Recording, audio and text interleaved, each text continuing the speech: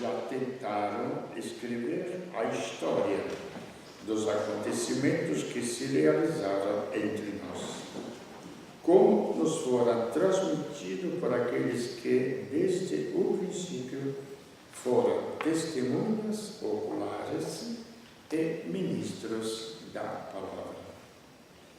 Assim sendo, após fazer um estudo cuidadoso de tudo o que aconteceu desde o princípio, também eu decidi escrever de modo ordenado para ti, excelentíssimo Teófilo. Deste modo poderás verificar a solidez dos ensinamentos que recebeste. Naquele tempo, Jesus voltou para a Galileia com a força do Espírito, e sua fama espalhou-se por toda a redondeza. Ele ensinava nas suas sinagogas, e todos o elogiavam. Ele veio à cidade de Nazaré, onde se tinha criado. Conforme seu costume, entrou na sinagoga no sábado e levantou-se para fazer a leitura. Dele o livro do profeta Isaías. Abrindo o livro, Jesus achou a passagem que está escrito: O Espírito do Senhor está sobre mim, porque Ele me consagrou com a unção para anunciar a boa nova aos pobres. Enviou-me para proclamar a libertação aos cativos e aos cegos a recuperação da vista, para libertar os oprimidos e para proclamar um ano da graça do Senhor. Depois fechou o livro, entregou ao ajudante e sentou-se. Todos os que estavam na sinagoga tinham os olhos fixos nele. Então começou a dizer-lhes: Hoje se cumpriu esta passagem da Escritura que acabastes de ouvir. Palavra da salvação. Glória a vós, Senhor.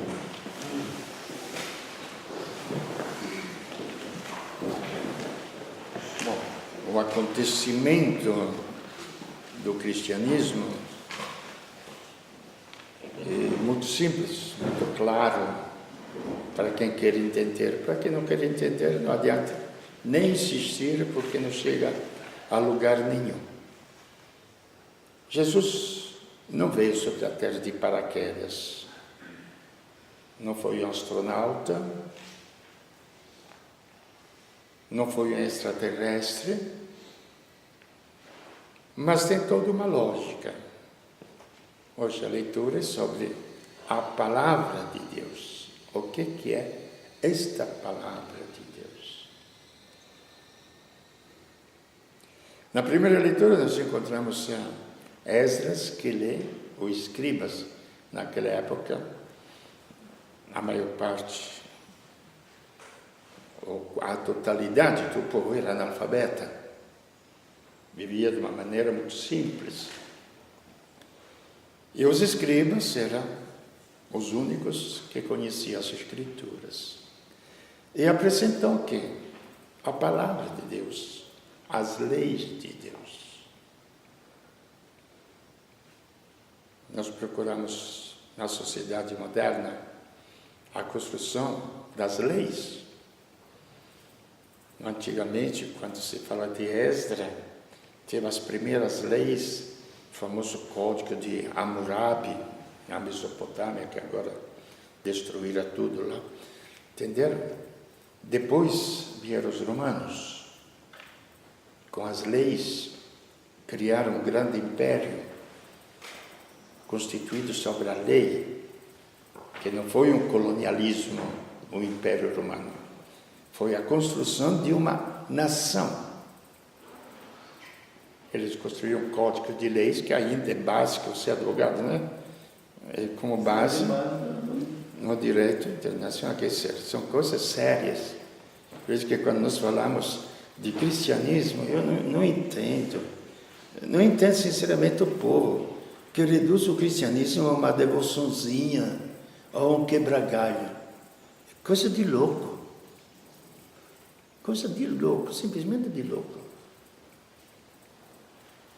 Não é coisas tão pequenas, não. Então veja que os povos tentavam de construir a sociedade com as leis. Então quando Esdras lê o livro, as leis que tinham sido transmitidas a Moisés, é um código de conduta, um código de vida, de valores. Quais os valores primitivos, primordiais? Amarás o Senhor, o teu Deus, com todo o teu coração, com todas as tuas forças, com todo o teu entendimento, também com toda a tua razão, a tua inteligência. O amarás.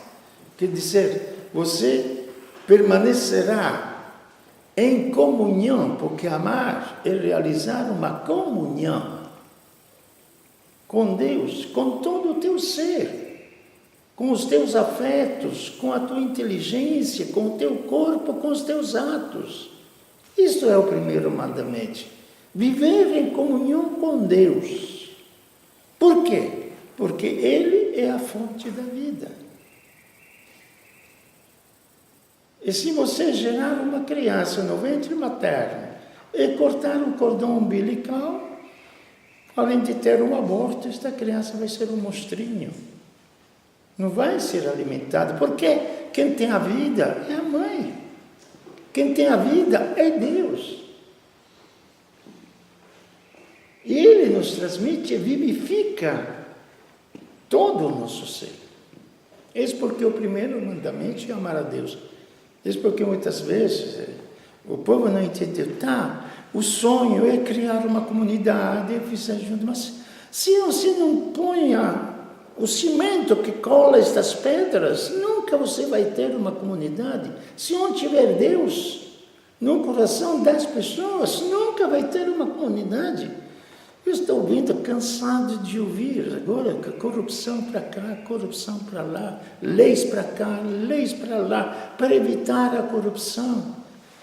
Gente, e tem os comentaristas que assistem à TV Cultura, dizem, grandes inteligências aqui do Brasil, de faculdades, universidades, quer dizer, que eles transmitem aos outros os pensamentos, mas até agora juízes, tudo, nunca ouvi uma pessoa que fala que para acabar com a corrupção é preciso transformar o coração dos homens. Vocês já ouviram alguém? A corrupção está aqui dentro. A corrupção está aqui dentro. Já outras vezes eu falei. Se você encontra um pedaço de ouro lá, não é o ouro que te fala, eu tenho valor. É a tua cobiça que dá valor àquele pedaço de metal. Ninguém fala disso, gente. E quer acabar com a corrupção. E não quer transformar o coração, que seja livre. Isto pode ser só um aspecto daquilo que é a visão cristã da vida. Isso porque falei, ser cristão é um empenho pessoal, dependendo do tipo de vida que eu quero viver, dependendo do sentido que eu quero dar aos meus dias, a minha existência sobre a terra. Aí vem a carta aos apóstolos, a carta de São Paulo. Nós somos um só corpo, mas o corpo tem vários membros. Quer dizer, somos totalmente diferentes. E os membros, um serve ao outro, não é? A mão leva a comida para a boca, a inteligência manda preparar a comida, e aí por diante. Esta deveria ser a comunidade humana. O que seriam os nossos trabalhos? Serviço. Serviço, não carreira. Mesmo que você chegue a ser presidente da República, é serviço. É serviço. E se você tirado de lá for colocado para limpar os banheiros, vai ser feliz do mesmo jeito. se tiver este espírito de serviço. Qualquer trabalho que você fizer para o outro é serviço, mesmo que tenha remuneração para você viver. Isso é coisa que a gente inventou, porque antigamente não tinha dinheiro, não tinha nada, era em troca de comida e por diante. É serviço, você vai ser livre somente quando trabalhar com serviço. Existe esta mentalidade no mundo? Não. Então não existe cristianismo no mundo. Me desculpe. Podemos ter as igrejas cheias, mas não cristianismo. Entende? Já falei outras vezes aqui, que depois de onde vem, aí depende da formação e tudo. Quando eu era criança, que primeiro ano, saí como primeiro da classe, prêmios, isto e aquilo, não? E a minha vaidade foi lá em cima, não é? Os vizinhos de casa, falando com minha mãe, eu escutava, não sei. Pode ser criança, mas vaidosa a gente já nasce com ela. Então, este aqui vai ter um futuro enorme, grande. Olha que inteligente, primeiro, etc, etc. Aí, num ambiente muito pobre, o meu irmão foi o primeiro que tinha se formado num ambiente de caipiras, que são os ricos que podiam estudar, então já era lançado. Quando voltamos para casa, a mamãe me chamou e falou: Vitória, eu vi que você ficou vaidoso. E abaixa as asinhas. Eu sou o penúltimo de 10 filhos, o último era Down. É um dom. Ela não negou que tivesse inteligência. É um dom que Deus te deu. Se você tivesse nascido no lugar do Francisco, que é o último, não teria esse dom. Use-o para os outros. Use esse dom para os outros.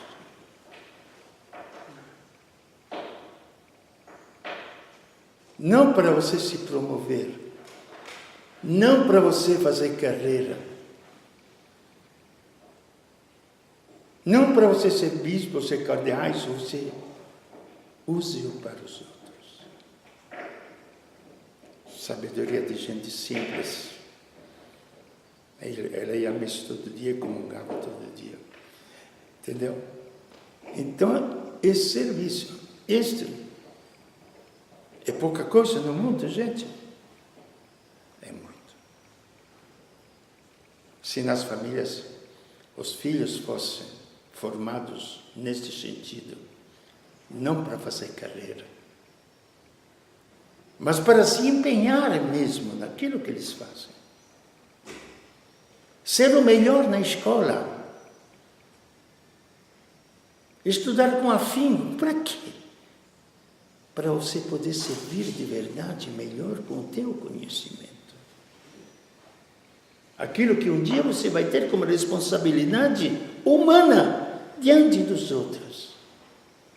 Muda totalmente o sentido da vida, gente. A humanidade é um só corpo. Outros valores. A gente vê agora, por exemplo, todo este drama dos refugiados lá na Europa. Então, a defesa deles qual é? Não, nós somos cristãos, os outros são muçulmanos, a gente tem que defender os próprios princípios. Temos que defender a nossa civilização. Seria a civilização cristã. Você sabe o que fala o Evangelho? Era peregrino e me recebeste. Era estrangeiro e me recebeste. É esta a civilização cristã. Não é defender a tua maneira material de vida rica que você conquistou. Depois diz que a religiosidade E para a gente que não tem nada na vida, ou para a gente que perdeu tudo na vida, aí não tem para quem se apelar, apela para Deus. Isto vê filósofos, grandes filósofos, que vão pela maior aqui no Brasil, nas televisões, etc. Não entenderam nada de religiosidade. Mas tudo isso é fundamentado exatamente na palavra de Deus. Que a palavra de Deus depois se fez carne. Ela foi anunciada.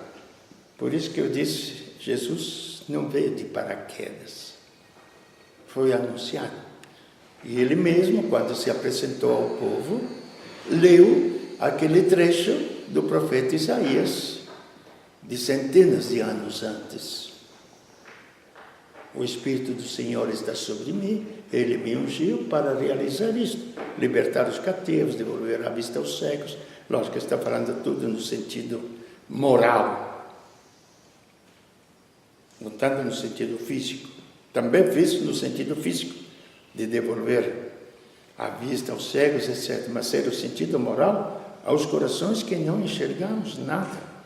Entendeu? E aí, hoje, ele fala, sentado lá, hoje se cumpriu esta palavra. Foi anunciada, agora se cumpriu. Depois o Evangelho de São Lucas.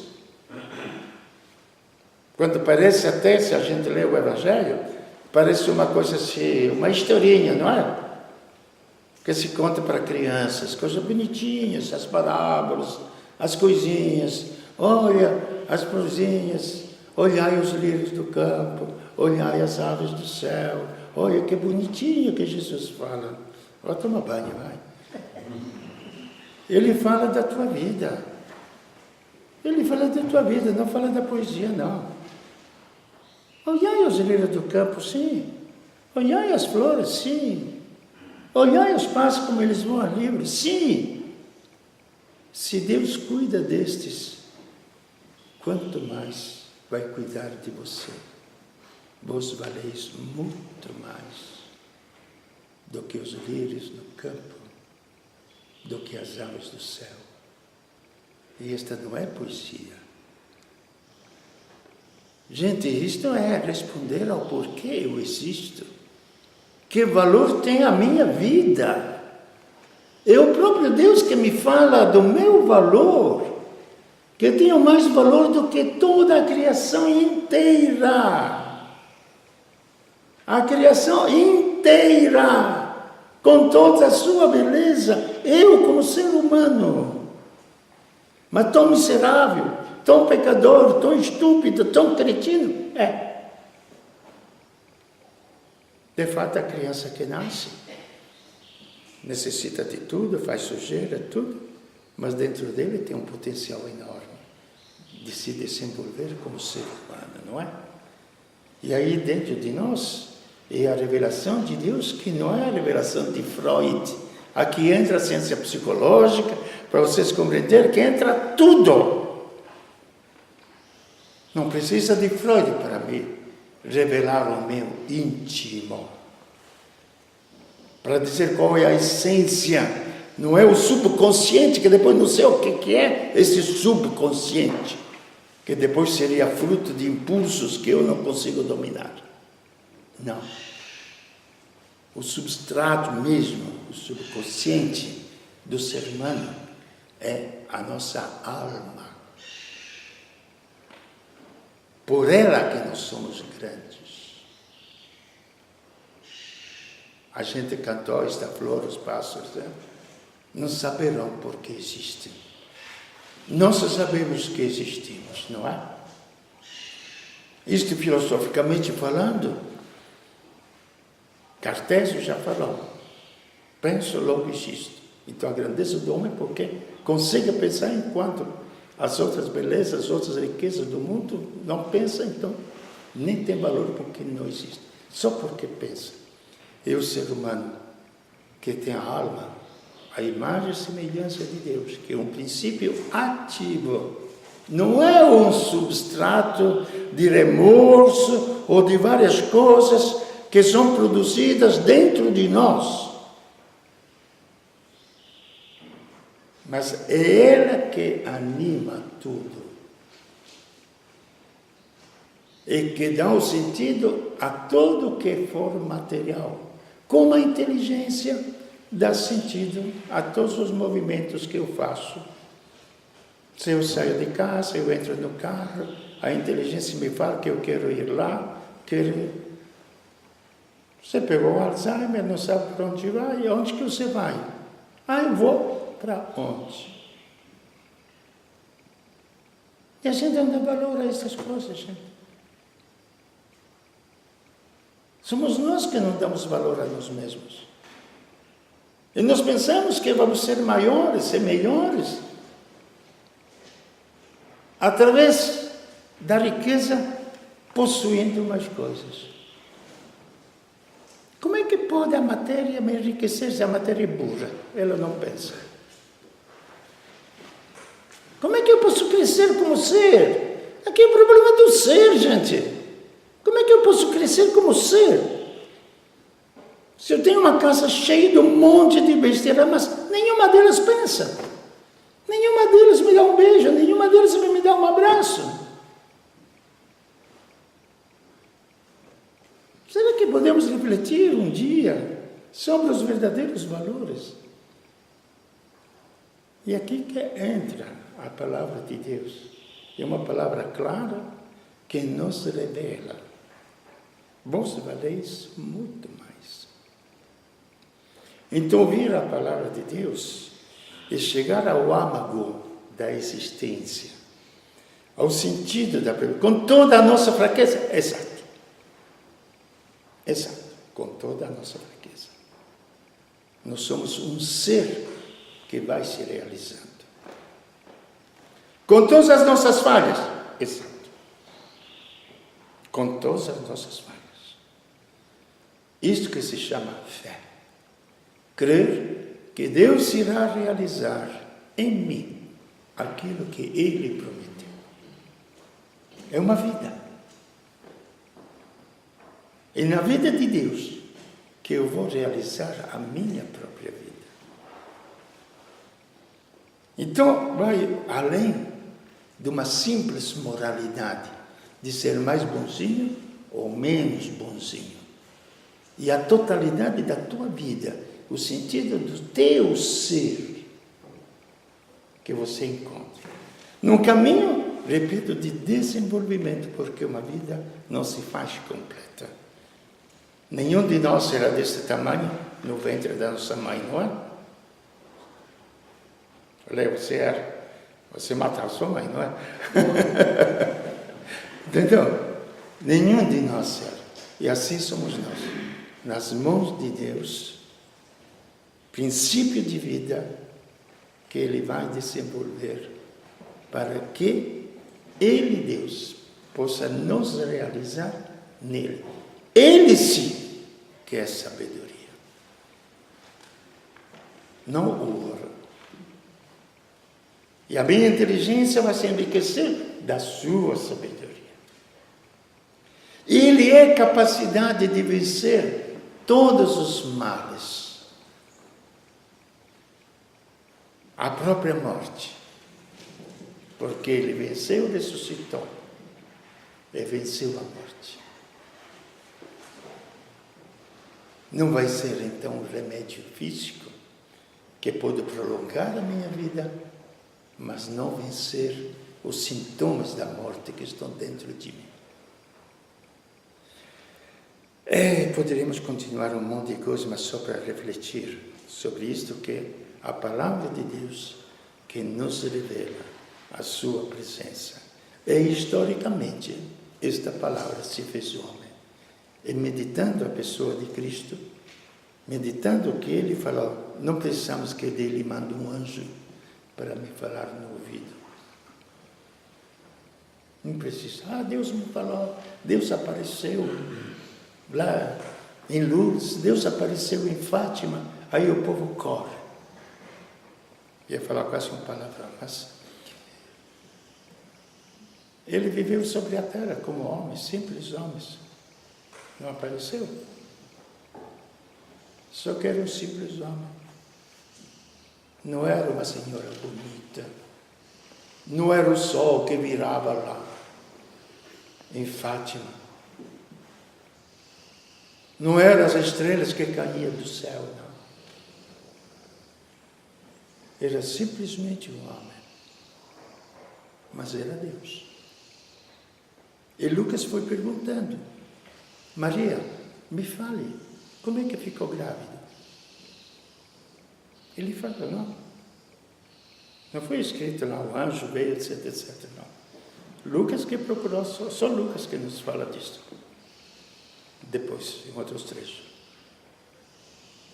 Ele procurou exaustivamente aqueles que foram testemunhas da vida de Cristo e que depois o anunciaram com a palavra. Como é que foi a infância de Cristo? Como é que viveu? O que foi? E ele é a palavra de Deus, que dá vida ao mundo. Se fez homem para redimir nós, criaturas